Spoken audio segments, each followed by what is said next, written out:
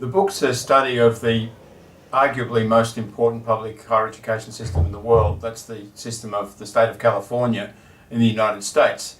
And it looks at the first development of mass education in California in the 1960s and where that system has got to now. I mean, this is a system which has been immensely influential as a model for other countries and other parts of the United States, and a great success story in some ways, but it's run into serious problems in the last 15 years or so. I hope that it'll enable us to reflect on where we've come from and where we're going. I mean, I think the value of doing work which is partly grounded in history and partly grounded in the present is that it gives us a sense of what's possible because of what's happened in the past, and also hopefully a better sense of our present problems so that we can see the way forward. I think with California, it's got immense resources, but public education has run into major difficulties, and they come back to the unwillingness of the middle class taxpayer to finance a equitable system of access and participation that involves the whole state, including its Mexican and migrant populations, its poorer families. California's now got low participation at upper secondary level and low participation in tertiary education, and it used to lead the United States in both areas.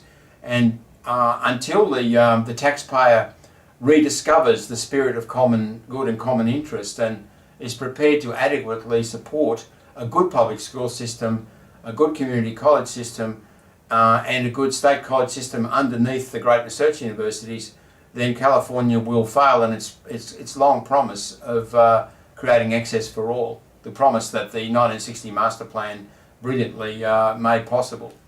The book is an outcome of the Kerr lectures on higher education, which I delivered at the University of California, Berkeley in 2014. That's a biennial lecture series which has been set up in memory of the greatest American university president of the post-war period, Kerr, who headed the University of California system.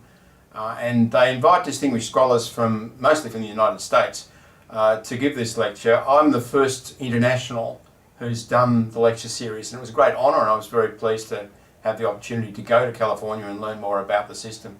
Where does California go from here? You know, it's a larger problem, I think, than just a problem of one state. It's a problem that we have in the United Kingdom, in Western Europe, elsewhere in the world. It's the problem of how do you reconcile the drive, the desire for high quality research universities, brilliant and on the cutting edge of science, solving human problems, pushing forward economic competitiveness in their national economies, with the desire all of us feel to bring about equitable opportunity for both for careers and participation, but also access to knowledge for all parts of the population in higher education. How do we reconcile excellence and equity? And the only way we reconcile them essentially is by providing adequate funding in a well-organised public system of education. I mean, we know that private education at the top end will provide for the social elite, but it won't provide very well for most families.